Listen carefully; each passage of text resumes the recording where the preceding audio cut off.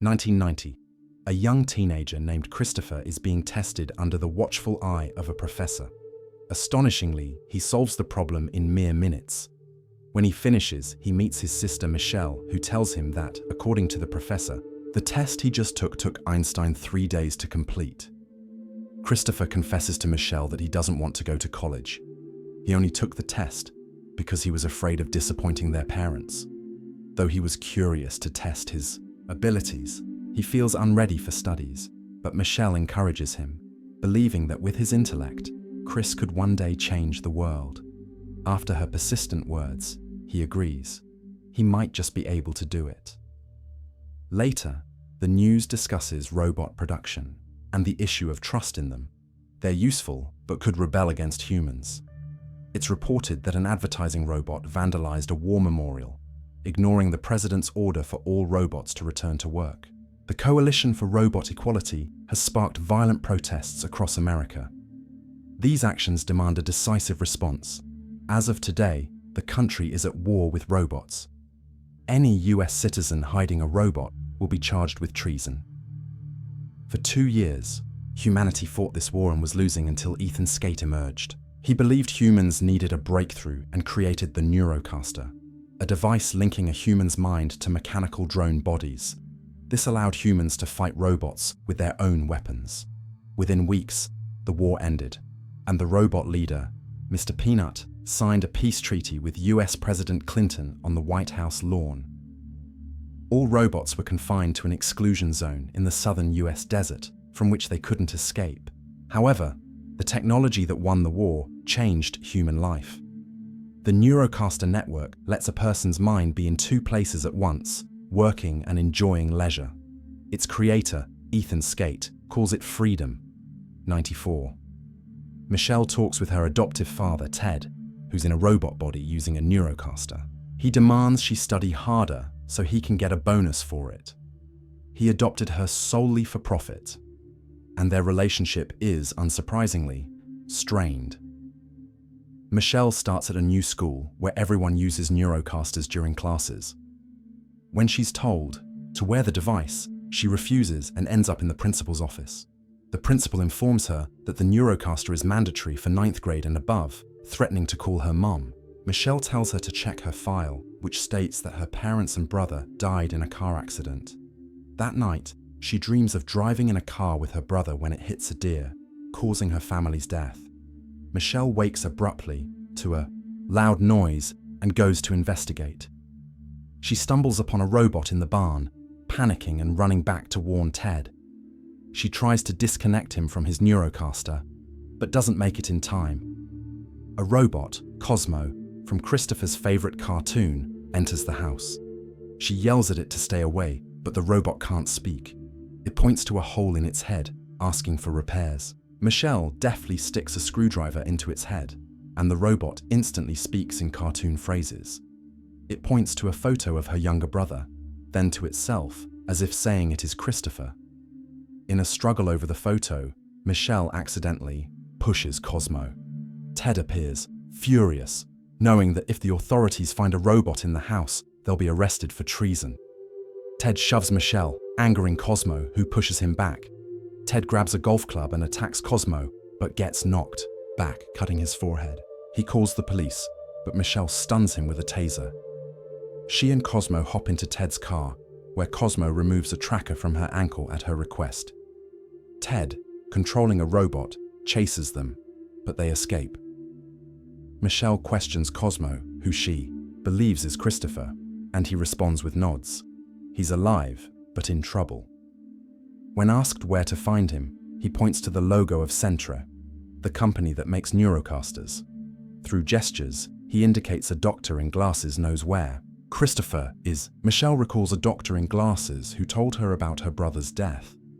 When asked where the doctor is, Cosmo points to a map, indicating the exclusion zone where robots are confined. Michelle finds packages in Ted's trunk containing contraband from the exclusion zone, marked with the origin city, New Mexico. They head there. In New Mexico, they hide in an alley after spotting a truck. They watch the driver open a hidden cash compartment. A human-controlled robot appears. The driver, John, is a smuggler selling a gun to the robot. Suddenly, the buyer threatens John with the same gun. John says the code phrase, "I'm shocked," and after a brief delay, his robot, Germ, shoots the dishonest robot buyer with a taser, disabling it. They drag it off the road. Meanwhile, Michelle and Cosmo sneak into the truck. John and Germ arrive at their base on the edge of the exclusion zone, where they store smuggled goods. Michelle and Cosmo infiltrate the warehouse and spy on the smugglers, but Cosmo accidentally bumps a musical toy, revealing their presence. Michelle tells John they need to enter the exclusion zone. He warns her that only death awaits her there. Their talk is interrupted by a robot controlled by Marshall. Marshall announces that Michelle is under arrest for assault, theft, and treason, demanding Cosmo's surrender. John says, "I'm shocked," and Germ fires a taser, but Marshall grabs John, using him as a shield. Marshall shoots at the robots with a blaster, and Michelle decides to surrender. Germ arrives just in time, pinning Marshall with a giant scoop, but Marshall breaks free and fights Cosmo and Germ. Michelle cleverly rams Marshall into a wall with a tractor. They escape outside, and the tunnel collapses. It turns out this exit led straight into the exclusion zone, and now they can't get back. They enter a hangar where a large robot stands, which Germ climbs into. It's his robo-suit. Michelle suggests to John that they find the doctor, who must know how to escape the zone. They board a van that Germ carries on his shoulder. Along the way, John reveals how he met Germ. They fought on opposite sides in the war, but Germ found John wounded and saved him. They've been friends ever since. We then see Ethan Skate, the Neurocaster's creator, dining with his mum in a virtual world, but the program glitches, infuriating him. He summons scientists to explain why data transfer speeds are dropping. They report that Christopher is gone. Skate insists it's physically impossible, but the scientists say neurologically, he's no longer there. His consciousness slipped past firewalls through system vulnerabilities. This means Neurocasters will fail within a week, spelling doom. For Skate's company, Skate meets Marshall in the virtual world, asking him to bring Cosmo to him since he can't send forces into the exclusion zone due to the peace treaty. In exchange, Skate will repair Marshall's damaged neurorobot. Marshall agrees. Meanwhile, Michelle and her team reach an abandoned mall. Other robots spot them and attack, launching refrigerators from catapults. Germ's robo-suit is damaged, and they're captured. They're brought to the robot leader, Mr. Peanut, who apologizes for the incident, explaining they were mistaken for scavenger robots that kill others for parts. Michelle says she's looking for a doctor in glasses. Mr. Peanut leads them to a cafe to eat. On the way, he explains that robots here live the lives they choose, not ones imposed by humans. They even meet a robot walking a dog on a leash. At the cafe, Mr. Peanut is shocked to learn Sentry kidnapped a boy.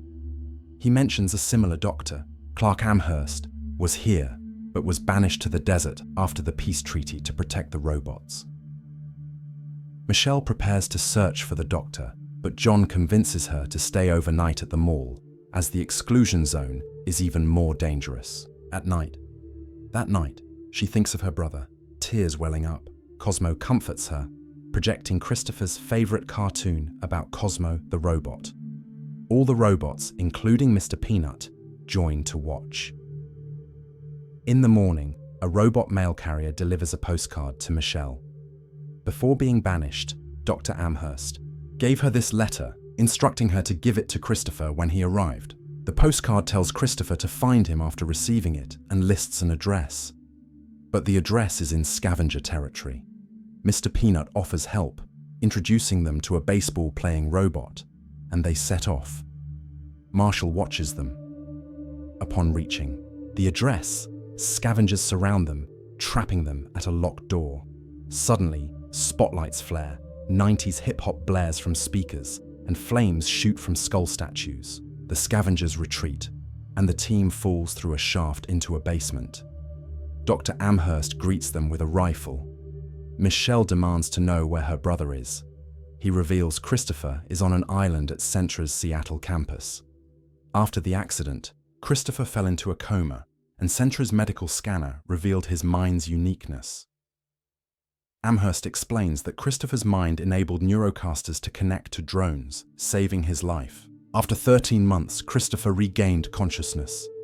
Amherst demanded he be disconnected, but Skate threatened to kill him.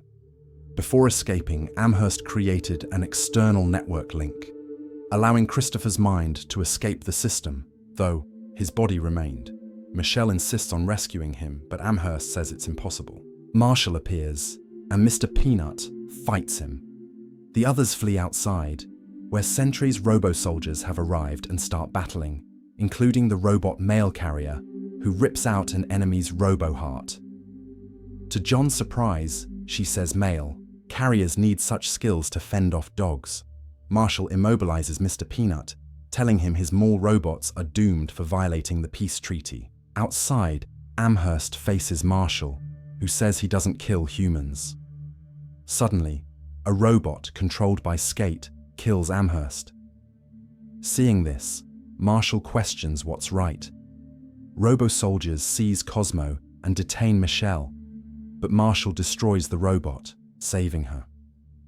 He tells her to go home and leaves. The team returns with Mr. Peanut to the mall, but their home is destroyed, and most robots are gone. Cosmo, with Christopher inside, is brought to a lab with his body and reconnected to the system. Marshall accuses Skate of lying and calls him a murderer, upset that Skate made him hunt a boy. Skate claims the killings are evolution. Marshall says Skate's lost his mind. Michelle tells John she's lost her brother twice. John suggests trying again and offers to help. They resolve to save Christopher. Amherst's robot, containing his memories, knows how to escape the zone, but warns that without Christopher's mind, Sentra's network will collapse, disabling all Neurocaster-controlled robots, and Christopher will die. Mr. Peanut is done fighting, but Michelle's speech inspires him. With the remaining robots, they head to Sentra's island base. Germ, in his robo-suit, hurls cars at Sentra's building, distracting soldiers. Meanwhile, Michelle and a medical robot sneak inside. Skate's soldiers destroy Germ's robo-suit, but he emerges in a slightly smaller one. Mr. Peanut's army arrives with catapults, sparking a massive battle. Michelle reaches the lab, where a harmless robot uses a menacing voice to scare off scientists who flee in terror. Skate dons a premium Neurocaster, takes control of a powerful robo-soldier, and joins the fight. Marshall meets Mr. Peanut, telling him where Christopher is held. When asked why he's helping, he says he's finally seen someone less human than a robot. Michelle puts on a Neurocaster and meets Christopher in a virtual world. He blames himself for the destruction. With tears, he begs her to disconnect him, killing him and destroying Sentra. Skate destroys another of Germ's robo-suits, but Germ emerges in a smaller one, only to be damaged again. Michelle can't bring herself to disconnect Christopher, but he pleads. They hug goodbye, and she honors his wish, shutting him down. All drones deactivate. John celebrates the victory, but mourns Germ's shutdown. Then Germ emerges from yet another robo-suit, this time an 8-inch version. News spreads worldwide about the Neurocaster's shutdown and Skate holding a boy captive for nefarious purposes. Skate is arrested. The next day, Michelle records a video message for the world, explaining why the Neurocasters were shut down. She says they caused more harm than good, robbing people of feelings and connection through false presence. In the IAEA final shot, we see Cosmo the robot in a junkyard. But suddenly, in a puddle's reflection, we see him move. What did you think of the movie? Leave a comment, like, and subscribe to the channel.